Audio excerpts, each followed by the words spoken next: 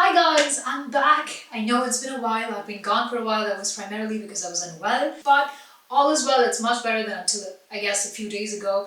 Not to worry, it's definitely none of the proportions of COVID.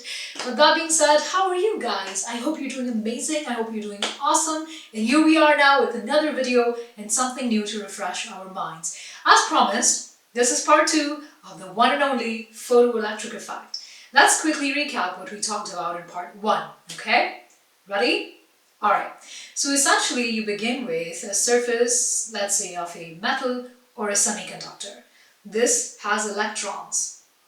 When light strikes the surface, it induces these electrons to then escape from the surface. Okay? Now light is made up of photons, which have a particular energy. So the energy of the photons is dependent on its frequency or its wavelength. Basically, greater or larger the wavelength of the photon, smaller is the energy. Or in other words, the smaller the wavelength of the photon, larger is the energy. Okay? So there is this interplay or interdependency between photon energy, the wavelength, and frequency. Can you hear the church bells? We'll wait for that. We'll wait for that to be over. So the electron will be produced with a kinetic energy of half mv squared. So this is essentially kind of like a law of conservation of energy. Energy of photons gives us energy of the electrons. But there is a third term as well, which we should not forget. It is called the binding energy. It is the minimum energy that binds the electrons to the surface of the material. We have to overcome the binding energy so that the electron can finally escape. So all this relation was given to us by Albert Einstein. But like I said, there are certain anomalies that cannot adequately be described by this relation. What are they and why do they arise is the topic of this video. So let's dive right into it. All these phenomena of photoelectron, external photoelectric effect can be explained based on the model or the theory proposed by Albert Einstein. But there are several phenomena which still not be explained by this model. For example, if we consider saturation current and we investigate dependence of this saturation current on energy of applied radiation. If we will keep energy or power exciting the surface of the photocathode constant at each valence, then we will come to the following dependence of this saturation current, which looks like the following. So we have this is saturation current, and here we have valence of radiation. So if now we will keep optical power constant, independent of valence of radiation. So in this situation, we are playing with following dependence of the saturation current. Yes. This dependence is unexpected because it is assumed that the saturation current is proportional to the amount of excited photoelectrons. And the amount of photoelectrons is proportional to the amount of photons which come to the surface of the photocathode.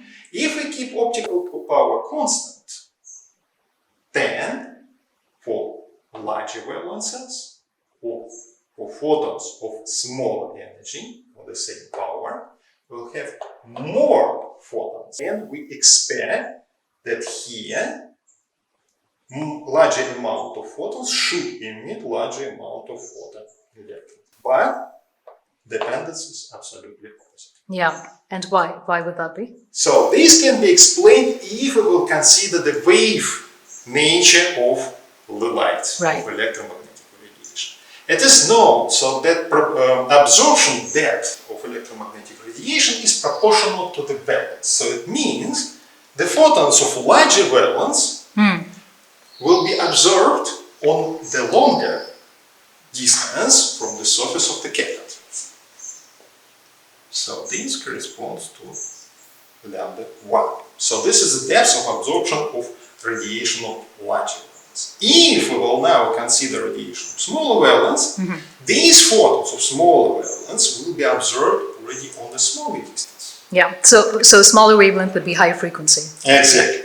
So in this situation, the photons of smaller energy are absorbed with certain probability much deeper in the photocathode in comparison to the photons of wavelengths. So one is larger than 2. So in this situation, they absorb with sort of larger probability at larger depth. Okay. So then they have to diffuse. Yeah.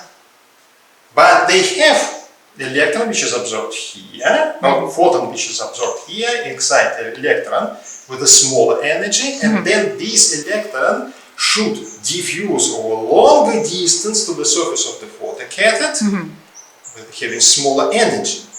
So due to this diffusion motion, electron will lose its energy, and with a smaller probability it will escape out. Contrarily, larger photons of larger energy absorbed on a shorter distance will get more energy, and they should diffuse over a small distance. So emission of photoelectrons excited by higher energy photons is large.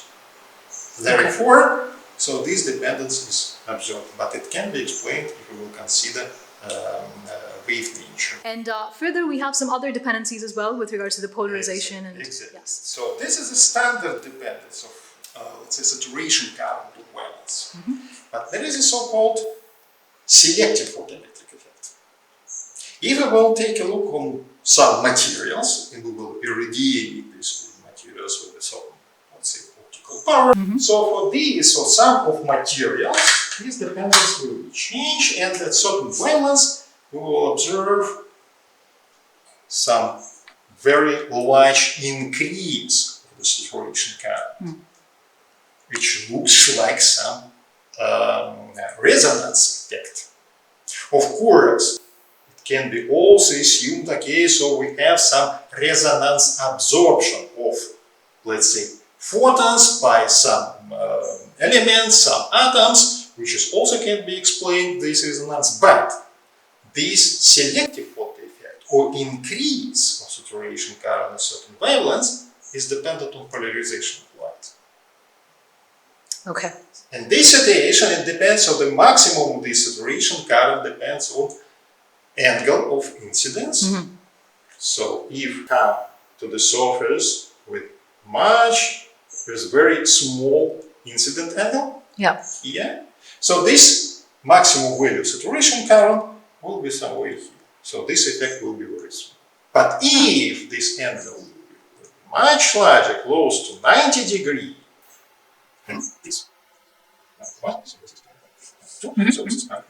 so then if this angle is very close to 90 degrees, so we will observe much larger value of saturation current. Because at certain values of the incidence angle, certain parts of the electric field in the electromagnetic spectrum are enhanced. That's the effect. So we have to and furthermore, it depends not only on angle but on polarization. If polarization is in plane, so that electric field polarization has some component normal to the surface, like here, for example. So we will consider here, or in this situation, this electric field vector of electric field. We will consider difference in between these two situations. So we have electric field which is, let's say, closer to normal to the surface. So this electric field tries to pull electrons out of the surface. Contrarily, if polarization will not be in plane but normal to the surface, so all electric field components will be parallel to the surface. And in this situation, so if we will consider, so this is a parallel version, so you will take a look at normal polarization, so that the electric field is normal to the surface of this board. So then we will observe standard conventional dependence of saturation current of wavelengths. So the selective photo effect will disappear. So and this phenomena doesn't exist in the quantum mechanical description of this phenomenon. So it's strictly observed just for parallel polarization at particular incident angles. Okay. Also, this one right here is called the red boundary wavelength. And is there a particular name for the wavelength that is observed in the selective photoelectric effect, or is that just characteristic? No, it's just named the wavelengths of maximum. Okay. So if here, so this is so-called the red boundary, which exactly give us the value of the work function immediately. So this is just lambda maximum. Which just tells, okay, so at certain conditions, we can observe increase of the saturation current. Okay. Perfect. This is all very clear. Okay, guys, there we have it. My sincerest thanks to Dr. Constantin for his time and energy and effort.